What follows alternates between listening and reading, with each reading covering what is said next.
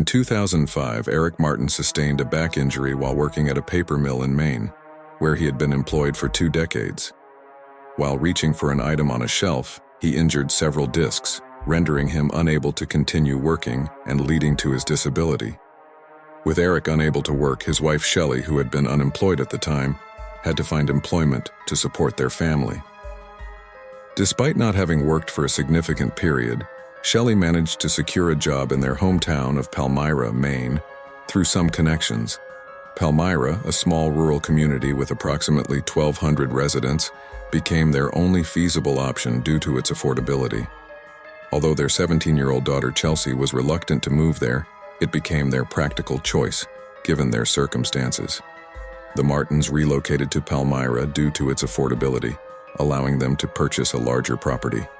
Their new home, a picturesque farmhouse on expansive acreage, was situated amidst dense, isolated forest. Accessing the property required navigating a rough road and long driveway. Despite the secluded surroundings, the family moved in, albeit reluctantly. Eric, a passionate hunter from a lineage of hunters, cherished his extensive gun collection. However, his wife Shelly expressed safety concerns and insisted on storing the guns in the barn, sparking a long-standing marital disagreement. Eventually, Eric and his son Sean constructed a sturdy gun case in the barn to accommodate the collection.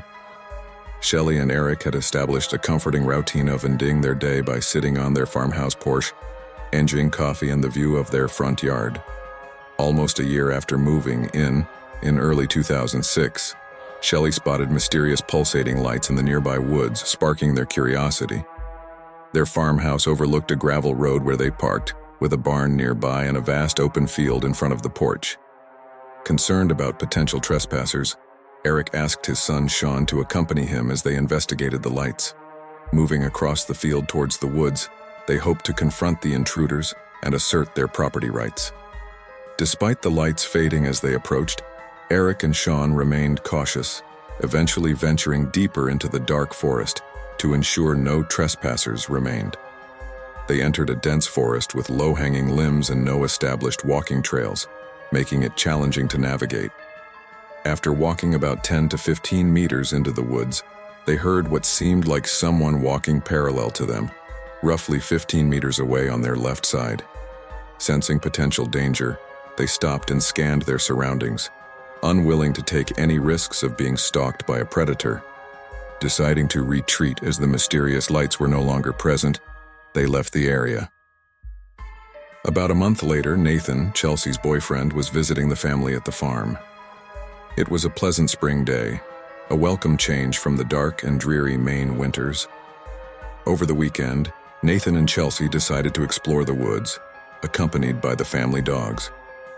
They headed across the expansive field in front of the house, venturing into the same area where Sean and Eric had previously investigated the strange lights and heard unsettling sounds resembling an animal nearby. Chelsea initially leashed the dogs but set them free in the forest to release pent-up energy. They ran 100 meters and stopped near a constructed den made of wood, moss, and grass, with a circular hole at the front. Nathan and Chelsea found a mysterious structure, unsure if it was man-made or natural. Nathan thought he heard growling from inside, spurring them to leave quickly. They leashed the dogs and hurried away, unsettled by the encounter. Nathan and Chelsea found a puzzling structure in the woods, unsure of its origin. Nathan thought he heard growling from inside the dark den, prompting them to leave quickly with the dogs. Nathan and Chelsea returned home and shared their discovery of a strange den with Eric, Shelly, and Sean. Eric and Sean recalled a similar incident when they heard an animal stalking them in the same area. Later, Eric and Shelly noticed an eerie mist blanketing the field, disrupting their usual peaceful atmosphere. They investigated with a flashlight but found nothing, leaving them puzzled and uneasy. Eric and Shelly felt a creeping sense of dread as they secured their cabin, fearing the unknown threat outside. With Eric's guns stored in the barn and inaccessible, Shelly was adamant about keeping the family safe inside. She closed all the windows and turned off the lights, shielding them from the darkness. Seeking solidarity, she woke Chelsea, their daughter, to witness the unsettling scene outside. Shelly and Chelsea, peeking out cautiously, saw 5 creatures lined up outside, fixated on their house. One creature stood on its hind legs, towering at 8 feet, shocking Shelly. The creature's presence and behavior were surreal, leaving the family bewildered and alarmed. As dawn approached, the creatures vanished, leaving the Martins to confront the aftermath of their harrowing ordeal. Shelly finds their 2 dogs hiding in the master bedroom, visibly shaken. Meanwhile, downstairs, Eric wrestles with the need to protect his family, contemplating retrieving his guns from the barn or using their truck as an escape. However, as he peers outside, the creatures have vanished, leaving him uncertain. With danger still present, Eric opts against going outside, acknowledging the peril they face. Eric, observing the creatures from the safety of his porch, quietly moves towards his truck, maintaining focus on the creatures to avoid detection.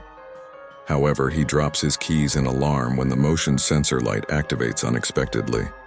Seeing one of the creatures standing upright, he retrieves his keys hastily, retreating to the safety of the house as the creatures approach. Overwhelmed by fear, he remains concealed, unwilling to confront the ominous threat outside. As the tense situation unfolds, Shelly, stationed upstairs, listens anxiously to the commotion outside. She calls out to Eric, seeking answers about the alarming situation unfolding.